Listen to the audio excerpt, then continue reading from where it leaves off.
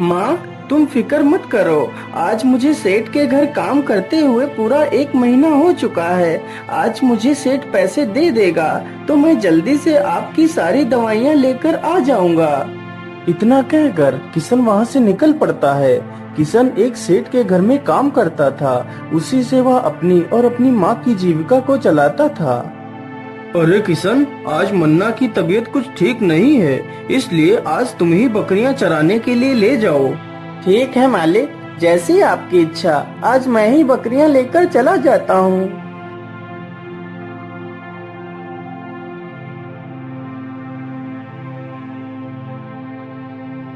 किशन सारी बकरियों को लेकर जंगल की तरफ निकल पड़ता है।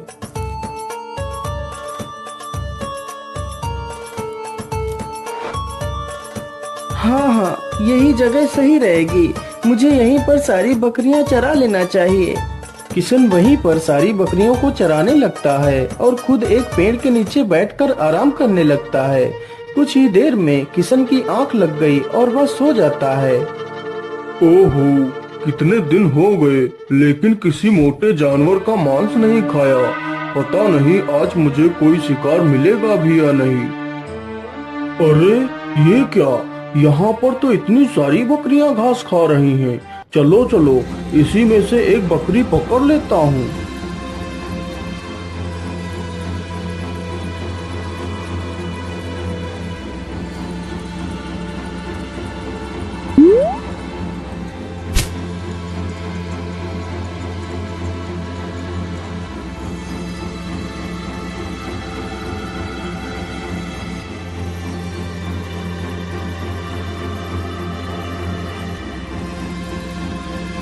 अरे ये क्या, इतना समय हो गया और मैं सोता ही रहा।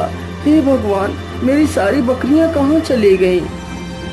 आखिर सारी बकरियां यहाँ से कहाँ जा सकती हैं?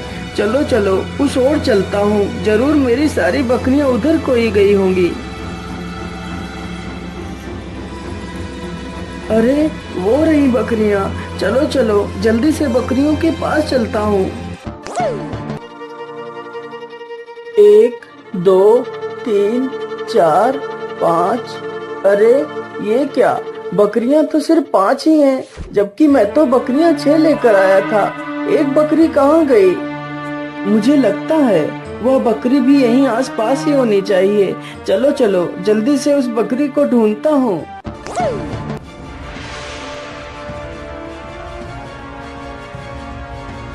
हे भगवान, वह बकरी तो आसपास कहीं नहीं दिखाई दे रही। क्या करूं? यदि बकरी नहीं मिली तो सेठ मुझे मार ही डालेगा। मैं ऐसा करता हूं, सारी बकरियां घर में जाकर छोड़ आता हूं, फिर उस बकरी को ढूंढता हूं। नहीं तो कहीं ये बकरी भी चली गई तो मैं क्या करूंगा? किशन जल्दी से सारी बकरियों को सेठ के घर ले जाता है। अरे किशन, बकरियां तो सिर्फ 5 ही हैं, एक बकरी कहाँ गई? पता नहीं मालिक, मैं सारी बकरियां चरा रहा था, लेकिन पता नहीं एक बकरी अचानक से कहाँ चली गई। अरे मूर्ख, तेरे रहते हुए बकरी गायब कैसे हो गई? जल्दी से जा और बकरी को ढूंढ कर ला, नहीं तो मैं तुझे नौकरी से निकाल दूंगा और तुझे एक भी पैसा नहीं दूंगा। बेचारा किशन जल्दी से वहाँ से बकरी ढूंढने के लिए निकल पड़ता है।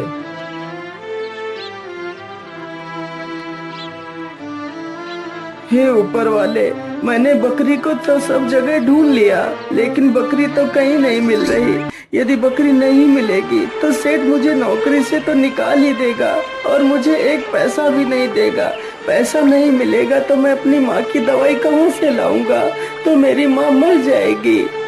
ये सारी बातें सोचकर किशन निराश होकर एक पेड़ के नीचे बैठकर रोने लगता है।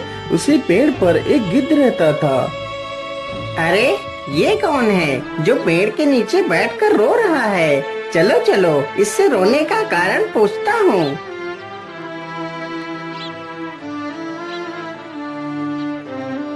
अरे भाई, तुम कौन हो और यहाँ पर बैठकर क्यों रो रहे हो? गिद्ध भैया, मेरा नाम किशन है। मैं सेठ करोड़ी मल के यहाँ पर नौकरी करता हूँ। आज मैं जंगल में बकरियां चराने आया था।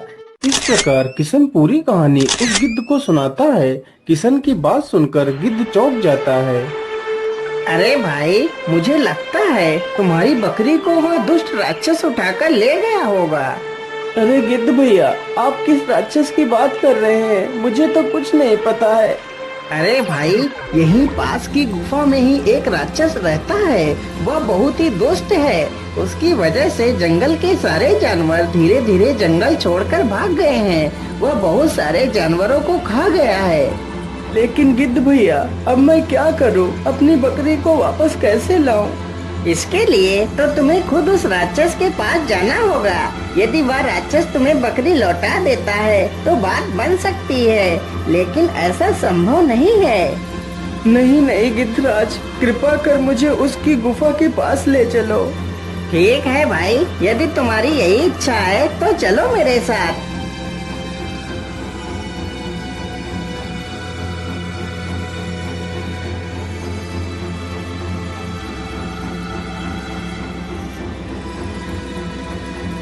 अरे भाई, यह वही गुफा है जिसमें वह दानव रहता है।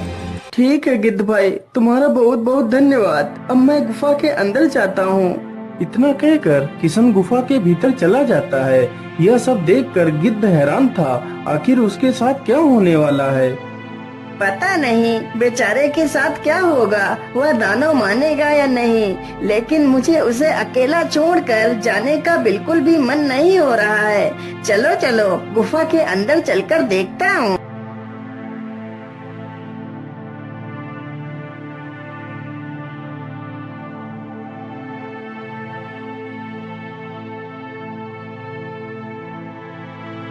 हे राक्षस देव, तुम मेरी बकरी को वापस कर दो। इसके बदले तुम मुझे खा लो। यदि तुम इस बकरी को खा लोगे तो मेरा सेठ मुझे पैसे नहीं देगा, और यदि पैसे नहीं मिले तो मैं अपनी बीमार माँ का इलाज नहीं कर पाऊंगा और मेरी माँ मर जाएगी। अच्छा, ठीक है, मैं तुम्हें यह बकरी दे सकता हूँ, लेकिन इसके बदले मैं तुम्हारा मांस खाऊंगा। ठीक है राक्षस देवता, मैं तुम्हारी शर्त से मंजूर हूँ, लेकिन राक्षस देवता आप मुझे अभी मत खाइए। मैं पहले इस बकरी को सेठ के पास पहुँचा दूँ और उससे पैसे लेकर अपनी माँ को दे दूँ, फिर मैं तुम्हारा आहार बनने के लिए चला आऊँगा। लेकिन मैं तुम्हारी बात का यकीन क्यों करूँ? यदि तुम वापस नहीं आए तो? नहीं नहीं राक्षस देव, मैं तुम्हारे पास जरूर आऊँगा, मैं तुम्हें वचन देता हूँ। अच्छा, ठीक है, मैं तुम्हारी बात पर विश्वास कर तुम्हें बकरी दे रहा हूँ। तुम इसे ले जा सकते हो। किशन तुरंत ही उस बकरी को लेकर वहाँ से चला जाता है। ये लीजिए सेठ जी, आपकी बकरी। अब आप मुझे मेरे मेहनत के पैसे दे दीजिए। सेठ तुरंत ही उसे उसकी मेहनत के पैसे दे देता है। किशन पैसे लेकर तुरंत बाजार जाता है और अपनी माँ के लिए दवाई खरीद कर अपने घर चला जाता है। ये लीजिए माँ, मैं आपके लिए दवाई ले आया हूँ, इसे खा लीजिए, आप जल्दी ठीक हो जाएंगी। और ये लीजिए मेरी मेहनत के पैसे, इन पैसों को रख लीजिए माँ। लेकिन बेटा, तुम ये पैसे मुझे क्यों दे रहे हो?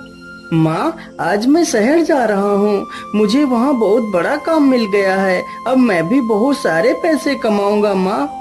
नहीं नहीं बेटा, मुझे ढेर सारे पैसे नहीं चाहिए। तेरे सिवा मेरा इस दुनिया में है ही कौन? तू मेरी आँखों के सामने रहेगा तो तुझे देख तो पाऊंगी। अरे माँ, बस कुछ दिनों की तो बात है, मैं जल्दी ही वापस आ जाऊंगा। अच्छा माँ, अब मैं चलता हूँ। इतना कहकर किशन जंगल की तरफ निकल पड़ता है।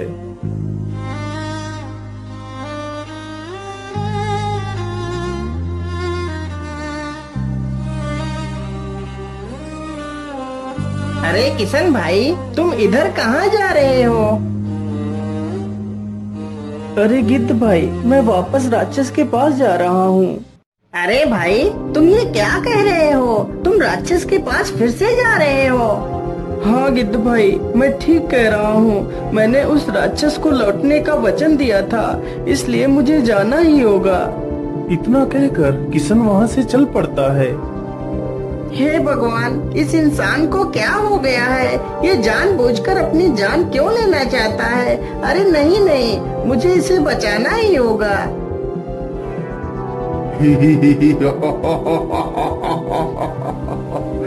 अरे वाह, तुम तो अपने वचन के पक्के निकले। मुझे तो लगा था कि तुम वापस नहीं आओगे, लेकिन तुम तो आ गए। इतना कहकर वह राक्षस उसे मार देता है और उसके मांस को खाने लगता है। हे भगवान, ये क्या हो गया? इस बेचारे ने तो अपनी माँ के लिए अपनी जान दे दी। अरे नहीं नहीं, मुझे ऐसे महान पुत्र के लिए कुछ ना कुछ तो करना ही पड़ेगा। मैं ऐसा करता हूँ, जब यह दानव इसका मांस खाकर इसकी हड्डियाँ फेंक देगा तो मैं इसकी हड्डियाँ उठाकर तपस्वी बाबा के पास ले जाऊंगा और जरूर इसे कुछ ना कुछ करके जीवित कर देंगे। अरे वाह वाह, आज तो मेरा पेट पूरी तरह भर चुका है। चलो चलो, थोड़ा सा सो लेता हूँ। इतना कहकर राक्षस सो जाता है। गिद्ध तुरंत ही मौका देखकर उसकी सारी हड्डियां कपड़े में रख कर वहाँ से उड़ जाता है।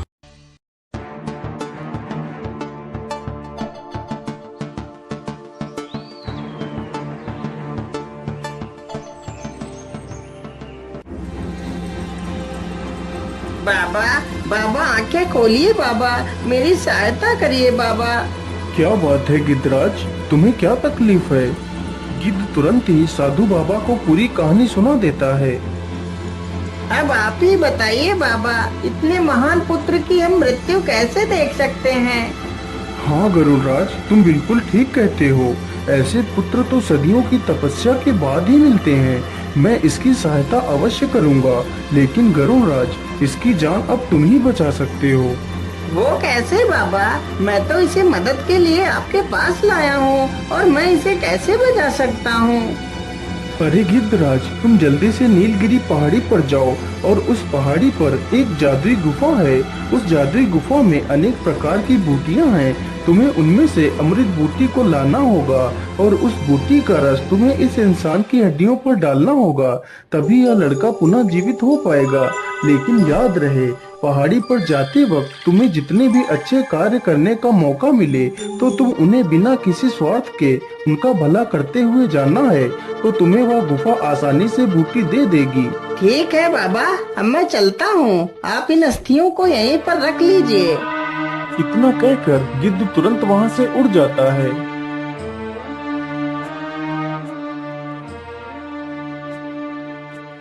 हाय हाय, मैं तो लुट गया।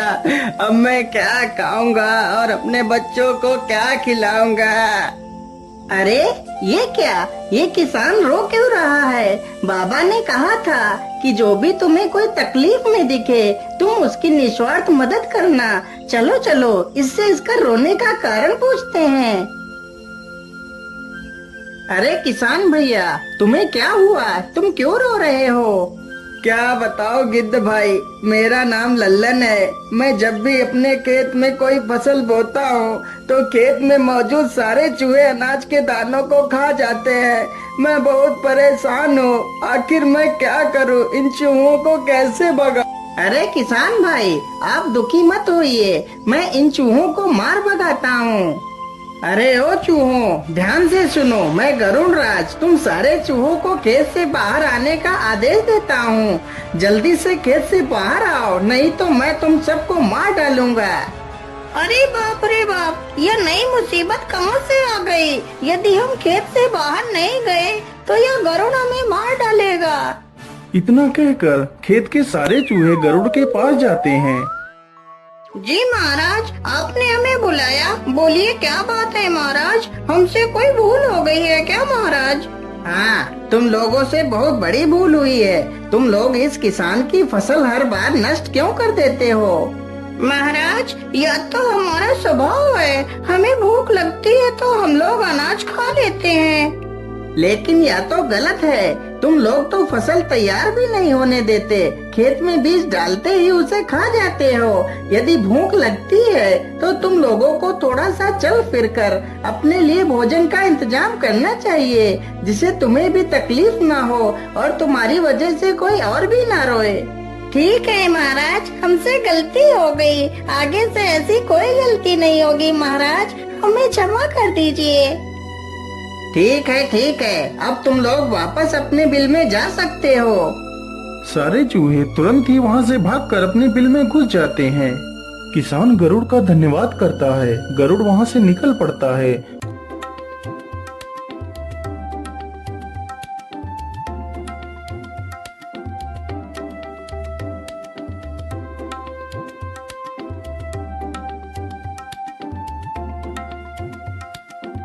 मुझे लगता है यह वही जादुई गुफा है जिसमें अमृत बूटी है। हे जादुई गुफा, मैं आपको प्रणाम करता हूँ। हे जादुई गुफा, मेरी सहायता करो। तुम कौन हो पुत्र, और तुम्हें क्या सहायता चाहिए? हे गुफा, मैं यहाँ पर अमृत बूटी लेने आया हूँ। फिर गरुड़ राज अपनी पूरी कहानी उस जादुई गुफा को सुनाता है। हे गुफा, अब तुम ही उस मासूम की जान बचा सकती हो। अरे वाह, तुम तो कितने नेक दिल हो। तुम तो बिना किसी स्वार्थ के उस महान इंसान की मदद करना चाहते हो। मैं तुमसे बहुत प्रसन्न हूँ।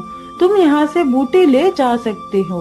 लेकिन माता, मुझे यह नहीं पता है कि आखिर अमृत बूटी कौन सी है। अब आप ही बताइए माता, मैं कौन सी बूटी लेकर जाऊँ?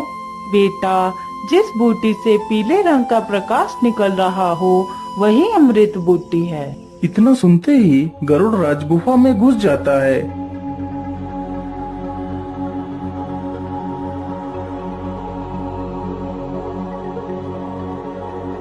अरे बाप रे बाप, यहाँ पर तो कितनी सारी बूटियाँ हैं। पता नहीं अमृत बूटी कहाँ पर है। अरे वो रही अमृत बूटी।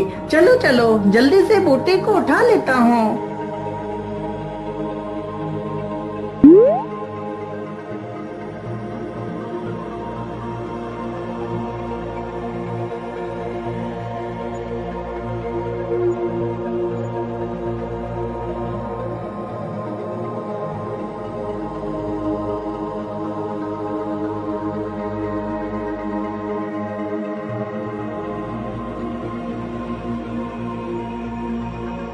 ये लीजिए बाबा, मैं अमृत बूटी ले आया हूँ। साधु तुरंत ही उस बूटी को पीसता है और उस बूटी का रस किशन की हड्डियों पर डालता है।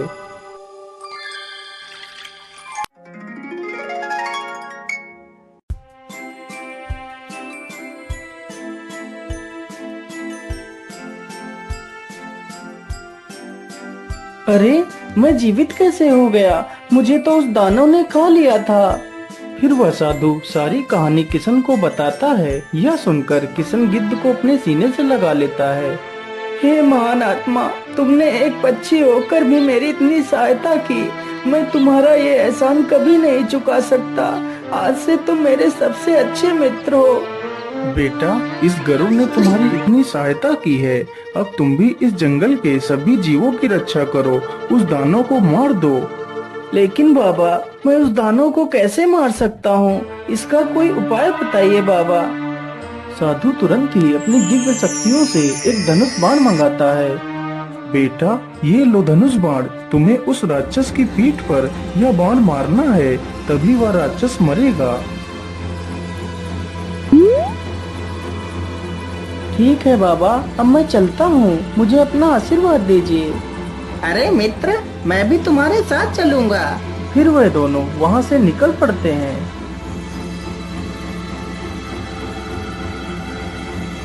मित्र, पहले मैं जाता हूँ गुफा के अंदर। जब वह राक्षस मुझे खाने के लिए मेरे ऊपर हमला करेगा, तभी तुम मौका देखकर उसकी पीठ में यह बाण मार देना। इस प्रकार वह दानव मौत की नींद सो जाएगा।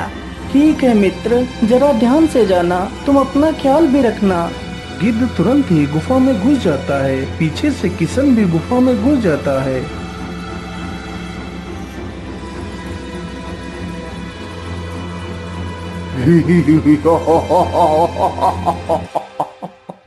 अरे वाह, आज तो शिकार खुद चलकर मेरे मुंह में आ गया। चलो चलो, आज तेरी हड्डियां चबा चबा कर खाऊंगा। दानव जैसे ही गिद्ध की तरफ बढ़ता है तो गिद्ध उड़ जाता है। तभी किशन मौका देखकर बाण चला देता है। किसने मुझे तीर मारा है? मैं उसे जिंदा नहीं छोड़ूंगा। इतना कहकर दानव जमीन पर गिर पड़ता है और मर जाता है।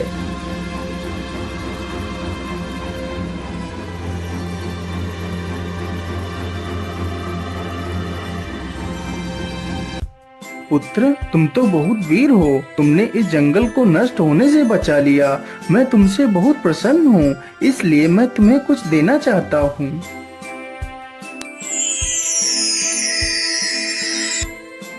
ये लीजिए बेटा, यह पोटली तुम घर जाकर खोलना।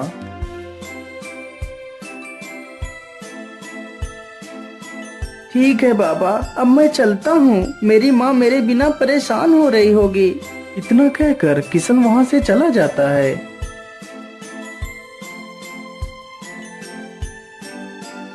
माँ, ओ माँ, देखो मैं आ गया। तुम आ गए बेटा। तुम्हारे बिना तो जैसे मेरी जान से निकली जा रही थी। तुम्हें देखकर मेरी जान में जान आ गई। हाँ माँ, मैं आ गया हूँ। अब मैं तुम्हें छोड़कर कभी नहीं जाऊंगा। जरा देखता हूँ बाबा ने उस पोटली में क्या दिया था। जैसे ही किशन पोटली खोलकर देखता है तो उसमें सोने की ढेर सारे सिक्के मिलते हैं। यह देखकर किशन बहुत खुश हो जाता है और खुशी खुशी अपनी माँ के साथ रहने लगता है।